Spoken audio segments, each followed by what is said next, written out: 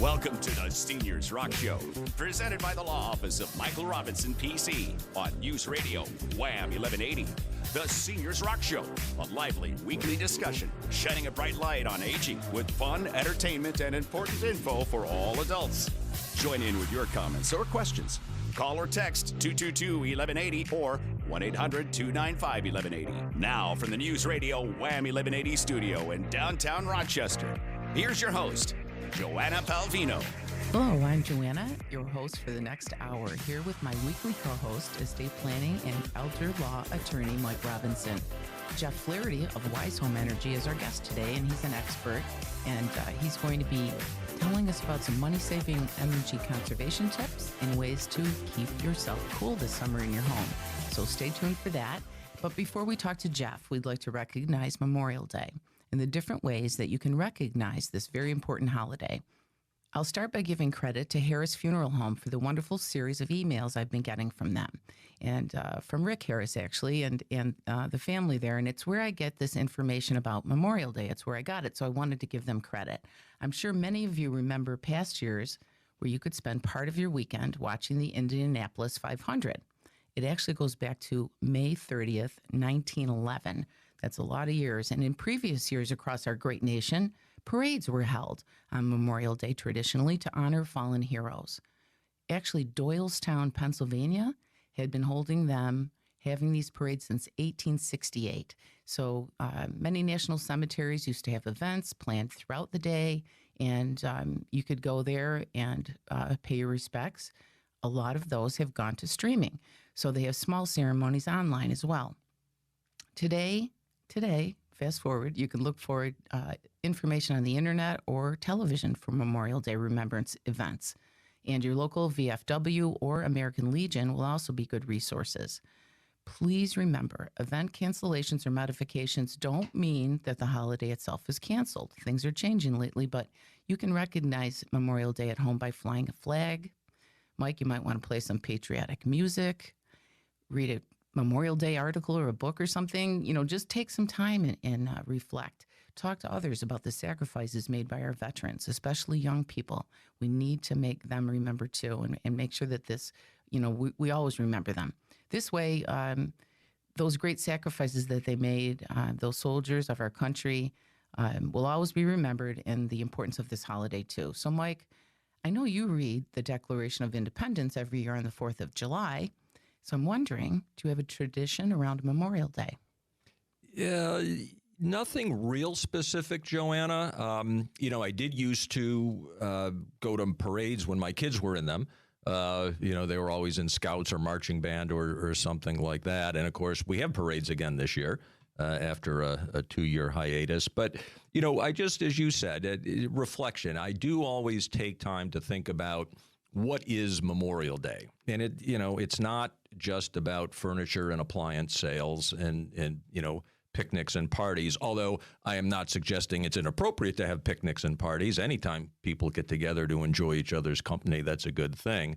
But I do think it's important to reflect on the fact that so many of our brothers and sisters were willing to lay down their lives in service to our country and to be grateful for their sacrifice. And, I'll tell you what, when I do think about the ideals that those men and women fought and died for, the rule of law and the constitutional framework of our democracy, it occurs to me that acting to undermine those ideals or even supporting people who seek to undermine those ideals is really to dishonor that sacrifice in the most atrocious way. So, I do spend some time, enjoying friends and family, but also making sure I take time to reflect on what is it really about. Well, that's really wonderful. And I know that you do reflect on things, and that's one of the things I like about you being on the show. It's a very calming presence that you have. Yeah, thank you. And I thank you for that. And folks, if you'd like to meet Mike in person, there's a webinar coming up. I'm going to mention that now, and he likes to connect with listeners. So, Mike, tell us about the next one that's coming up. What are you going to be doing? So we're going to be talking about, it's coming up here next week on June 1st at 2 o'clock in the afternoon. And we spend some time, first of all, just addressing what are some of the challenges facing people and their families today in the estate planning context. And then we actually take a case study so that it's just a nice way to illustrate how do these various issues come to play in people's lives, what are the challenges they present, and then we kind of flip it over and take this fictitious family that is made up of an amalgam of families we've dealt with over the years and show what specific estate planning tools can be used to address those challenges. And because we really, as you know, I'm a big proponent of education.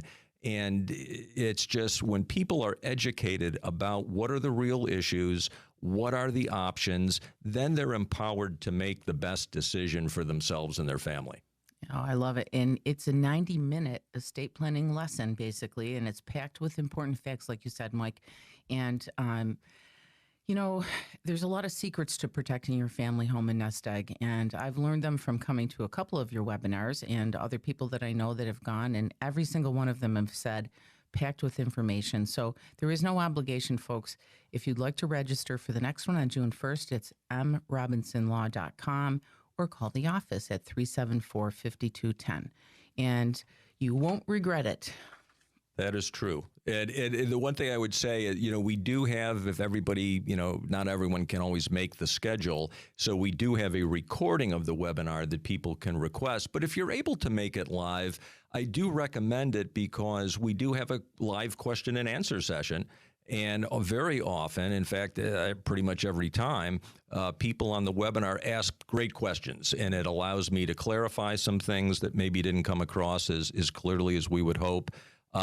But it gives you an opportunity to ask questions as well. And if it resonates with you, it gives you an opportunity to have a one-on-one with me, later on. So yeah, that's great. And the one-on-one, folks, again, there's no obligation. You just want to do the webinar first because that will prepare you to make good use of your time with Mike.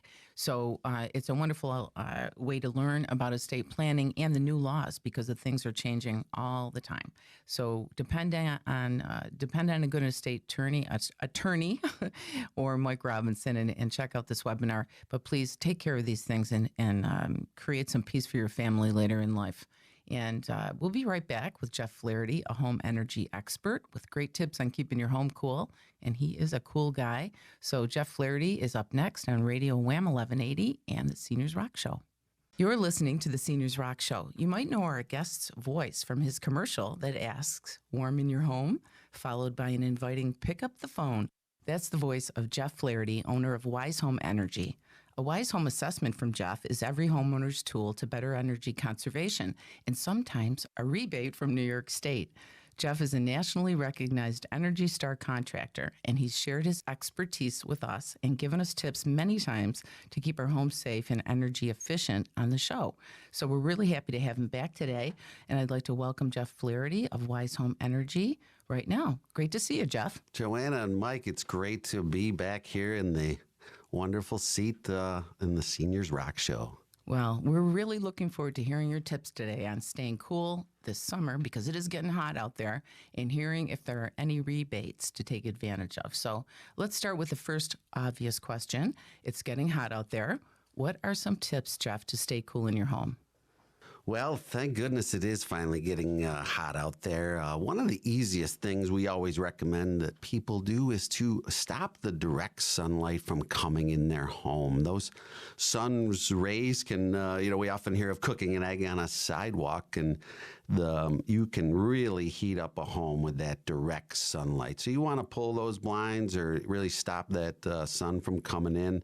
I once had a coworker who had the sun directly on his refrigerator, and it spoiled all the food. The fridge could not keep up with that direct radiant energy coming into the home. So that's an easy, no-cost way to keep it cooler inside.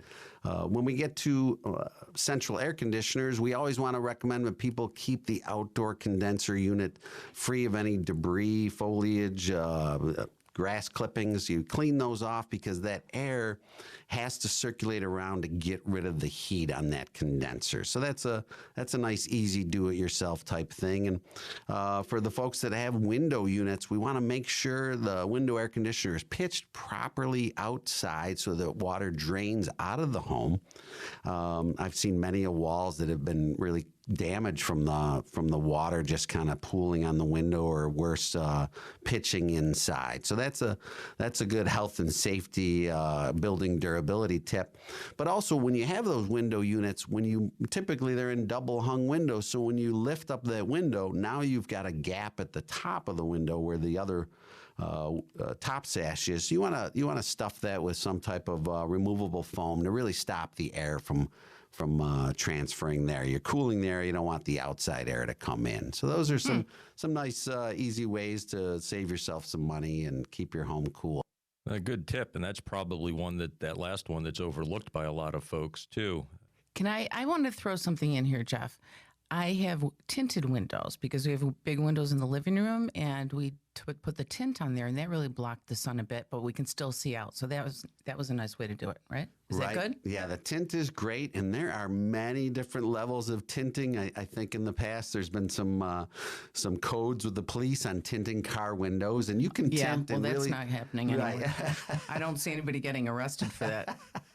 So the tinting certainly does help, and there's factors that it actually has a percent tint to it. It'll tell you how much. So you do want the light to come in, and but you want to, depending on the season, you want to keep that heat out. So I mean, in the wintertime, you don't mind that free energy or that free heat coming in. So it's a delicate balance. Yeah. And we didn't have it. We don't have a dark. It's not dark, but you can't see during the day. You can't see in. Right. And Absolutely. but the birds were pecking on my window this morning, so I think they see each other in there. Okay. I was like, "What's happening?" But the window tint is a sore subject for me, and my husband would be laughing because I got pulled over and I got a ticket one time from a car that I bought at a dealer because of the tint, and the police officer pulled me over, checked the window, and he said, it's not going to meet code, and I was like, well, go to the dealer and tell him because I bought it from him. And now I see people with their front windows tinted. So it's not, yeah. It's amazing. But Joanna was cool. That's what I understand. There She you was go. driving cool. I was cool. It was a cool little white sports car. It was a fun time, but I was not happy about that. And I had to go and have it changed. And I had to go to court and get, tell them that I did it. And then it was okay. I didn't get arrested. An energy efficiency scofflaw, I think we'd call that. I would say so. It's just a side note, but you can see it, like I get revved up about that because when I see these cars, I'm like, hey, what happened to the law? Right. So, Jeff, for people who don't currently have air conditioning but they're considering adding it, what do you recommend? What are their best choices? So, Mike, the technology is really changing quite fast. The air source heat pump technology that's been huge overseas is really coming here, and for a cold climate, heat pump is the way to go here locally. The rebates that are available for these very efficient heating and cooling units is certainly the way to go, instead of just considering a traditional central air conditioner.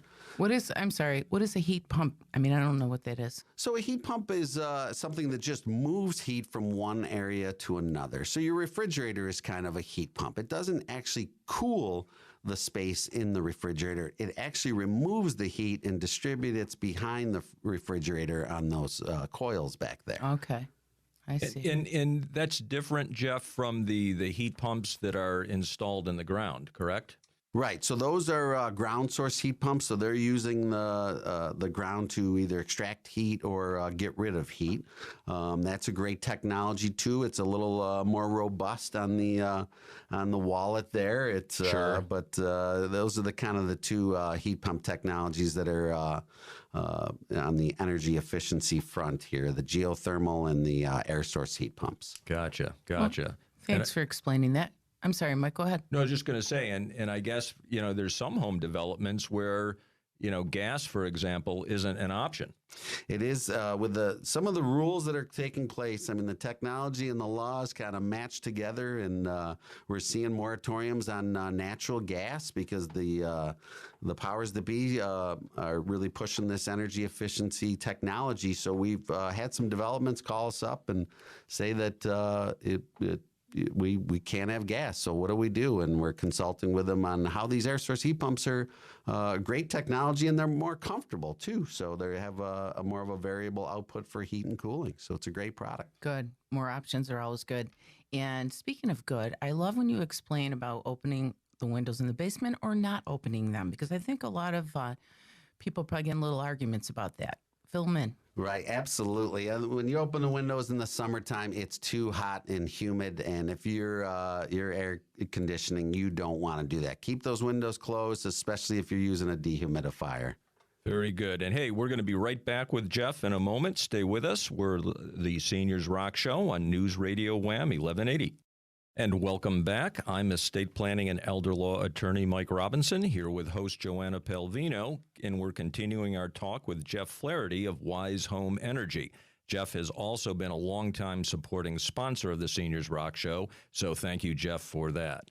Yeah, thank you, Jeff. We really appreciate that. You've been with us for a long time, and you always give such great information to the listeners. So let's do another question.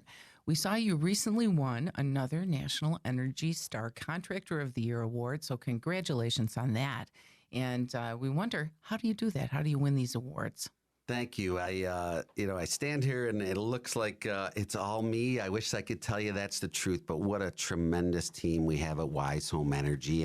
And how we win those awards, it doesn't mean we're the biggest. It really, it focuses on excellent results for our clients, getting really the utmost, highest amount of energy savings per the dollar they're spending. And then the program partners that access or facilitate those grants really recognize our ability to perform for our clients. So that's a key component to it, is just going out and executing every day at a high level. One of the other things we do is we really participate in the technology and the forward-thinking frontier of the industry, really. We're participate in state and national pilot programs that test out new technologies, test out different techniques in the field. And so we willingly put our time and effort into those pilots. For example, there was a national pilot program that wanted to see that these rebates, there's quality assurance with these rebates to make sure that the rebate is being used appropriately. And so we participated in a remote quality assurance program where we took all the pictures of the work we did, and then they go back and look at the energy usage and kind of match up and say, yeah, that's their pictures show exactly what they did, and that matches up with the energy usage. One of the other things we do is we partner up with not-for-profits and really match up some of these grants to really maximize the energy efficiency programs out there and bring them together to grab a great synergy for our end users. One example of that is we work with an organization called the Rochester Refugee Resettlement Services Program, and they facilitate housing for these new refugees to America. So imagine coming to America and you got a language barrier. You probably maybe don't live in a climate zone like this, so the housing choices can be difficult, and so those housing units are uncomfortable. So we match up some grants for them and really execute for those folks to provide a comfortable, safe environment to live in on a difficult transition. I can't imagine, moving to a whole new country with a whole new language. Absolutely. That's great work. Thank you for doing that for them. Yeah, that is awesome. Jeff, you're talking about technology. Tell us how diagnostic testing has impacted your industry. That really is one of the things that I'm just a huge fan of. I mean, we can go to homes and we can see people, getting sick from a home. One example I had once was a client knew there was something wrong with their home. They had called the fire department and there was a carbon monoxide leak. But what it really was is the home was very tight. And so you could only determine that by doing a blower door test. So what would happen is when they would burn their fireplace, everybody likes those for ambiance, it uses a lot of air, and that pulls the air from anywhere it can. Well, the home was tight, so it pulled it from the boiler, and the boiler was not operating properly. Okay. So to bring all that technology to bear and be able to, one is correct that boiler problem, but then to, really give guidance that don't use this fireplace or open a window. So that's one example, and you just don't know that if you just call up and say, change out my furnace, I add some new insulation. One of the other challenges we've been seeing a lot recently is we get calls for people that have had mold treatment up in their attic. And we climb up in the attic and there's this magical mold paint, but they didn't really stop the moisture source. So now it's years down the road. They've spent the money, but they're calling us for ice issues, which was caused by the heat transfer from the air leaking from the living space that they never sealed, and the hot, moist air that the magical paint maybe stops, mold, but it's still causing heat loss. And now we're seeing the mold come back in the uncomfortable room. So by diagnosing that with blower door tests and infrared cameras, we're able to correct the problem once and for all, the way it should have been done the first time. Yeah. Like you say, we don't guess, we test. That's right. That is our motto. Absolutely. And I have a question for you, because I've been telling people, don't run the car in the garage with the door open. I don't care, right? Yeah. People are not listening to me. And I see it all around my townhome units, people starting their car and leaving them in the car in the garage. Even with the door up, please tell them it's not safe. It is not safe. And it's what happens is you're filling, that car is not meant to, there's catalytic converters, but it is really spitting out a ton of CO, carbon monoxide. So when you open your interior door, there's kind of a vacuum. There's the stack effect. Even if you only have a one-story home, but a two-story home, the air is pushing through and it's pulling all that carbon monoxide into the home. And you really could be at a low-level carbon monoxide poisoning situation where the carbon monoxide alarm goes off. Typical parameters might be 75 parts per million for an extended period of time, many hours.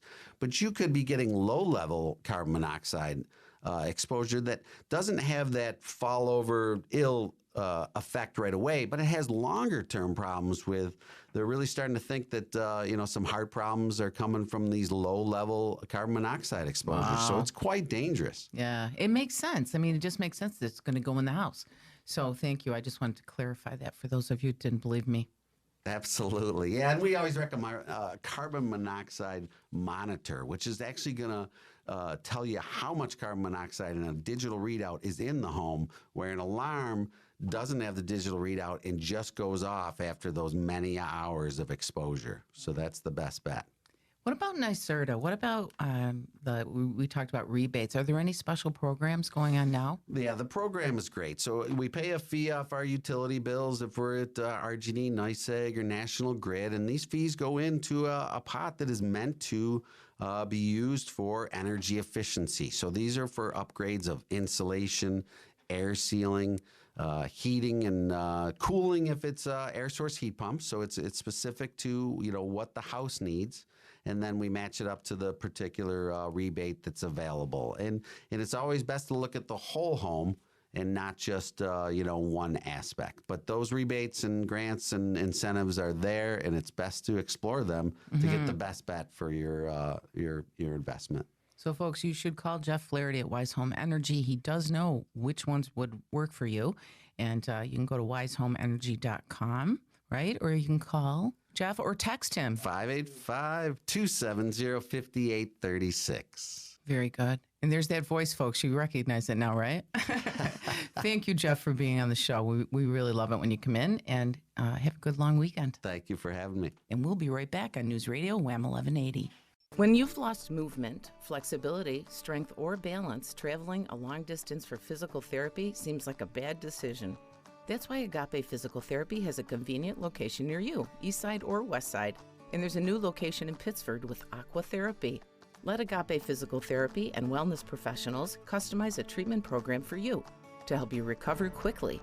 Visit agapephysicaltherapy.com and schedule your free consultation today. No doctor referral needed. Attorney Mike Robinson here. I've dedicated over 36 years to helping clients protect their family and their wealth with comprehensive custom-crafted estate plans. When you join us for a webinar, you'll be invited to schedule a complimentary meeting with me to discuss your personal goals and concerns. The next webinar from the Law Office of Michael Robinson is Wednesday, June 1st at 2. Attendees are eligible for a free consult with Mike valued at $500. Register now, mrobinsonlaw.com. That's mrobinsonlaw.com. Welcome back to the Seniors Rock Show. I'm Joanna, your host, and it's our privilege. I say my co-host Mike Robinson is here too. It's our privilege to bring you important information every week and to remind you that we're all in this trip called Aging Together.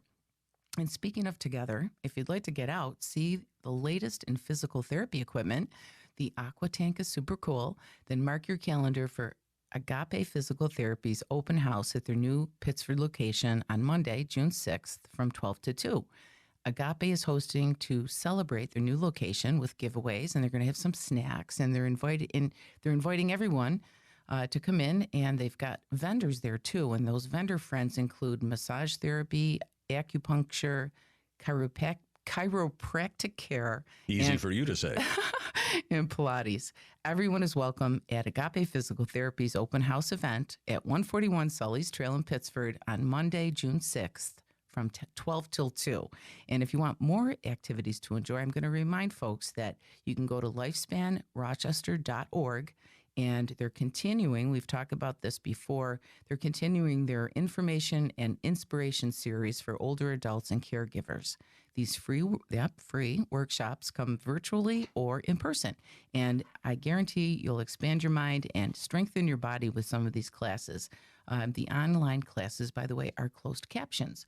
I can't talk again today, but all you have to do is register and make your reservation. So they are required, and you go to lifespanrochester.org, or you can call them 244-8400. And I don't know, it's been quite a week. It's going to be kind of a somber, long Memorial Day weekend, but I hope everyone enjoys it. And Mike, do you have anything going on? There's always work to do around the house, and go on some bike rides, play some golf. So, yeah, looking forward to enjoying the weekend. And, I just wanted to mention Jeff again. He's always got such great information, but a lot of safety-related information, too. You brought up the issue of people running their cars in the garage, and he talks about the diagnostic testing and the mold. Exactly. And so it's just great to have him on. Yeah. He really brings a lot of good information. But, one thing I did want to comment on, only because it happened again this week, and I not take a lot of time on it, but people in the Medicaid planning arena either trying to do things themselves because they look stuff up on the internet, or they're relying on advice from non-attorneys.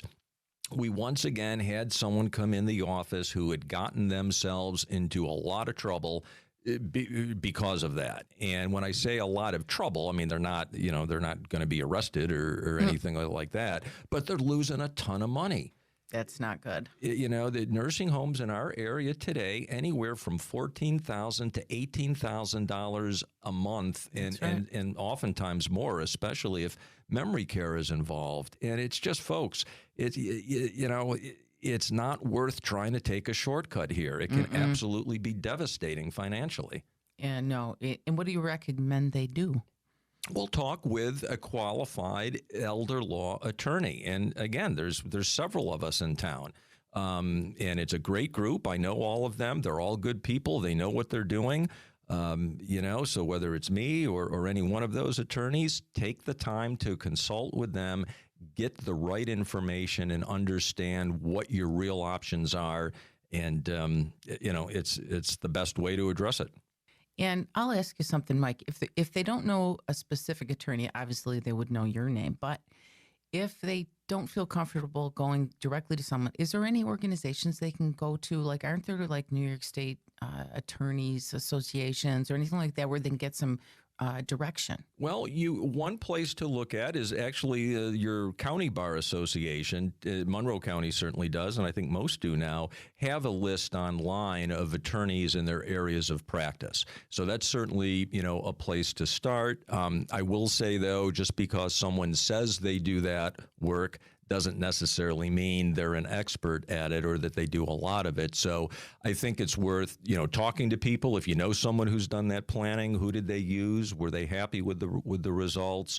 Look at the website and see what does the firm do if they're doing, in addition to Medicaid planning, they're also doing divorce work and DWI work and personal injury work. Probably not the place you want to be. You really want to work with someone who's focusing their practice on those specific areas of the law. Good idea. And what about financial planners? I see a lot of financial planners promoting the fact that they can do estate planning, but I think it's different than what you do. It is, and financial planners can absolutely be very helpful to people. But there's limits on what they can do. They can't provide legal advice. They don't have even the necessary training to be able to provide the legal advice. They are certainly an important component of your team. But when it comes to planning for incapacity, planning for death, planning to protect your assets from long-term care expense, you really want to be working with an expert elder law attorney. So they could ask their financial planner to give them a referral to you. I mean, if there's certain things that they want to do, they could ask to, connect with you. And then would you work in tandem with the financial planner? Absolutely. It's a team effort. And we always want to make sure when we're working with a client that we're also working with their financial advisor. We want them to be in the loop so that they're aware of what's going on. We want their input where it's appropriate. So, yeah, it's a team effort for sure. Very good. And a team is always good, right? It takes a village. And folks, there's a lot going on in the world today, and I hope that you have some plans for Memorial Day, whether it's just to be quiet and reflect or to be with your family, to talk about those veterans that have left, their legacy to us. So let's not forget them and not forget this holiday and the fact that we should be celebrating our freedom and the fact that they gave it to us. So come back next week, will you? Next Saturday, we'll be here. Mike, any final thoughts? Well, every week, Joanna, I sign off, be well, be kind, and, now more than ever, kindness is something we need to give to one another. And so, again, be well, folks, and be kind. Reach out to each other over this holiday weekend, and don't forget your elders. They've paved the way and sacrificed for us. So just a few more reasons that we believe seniors rock.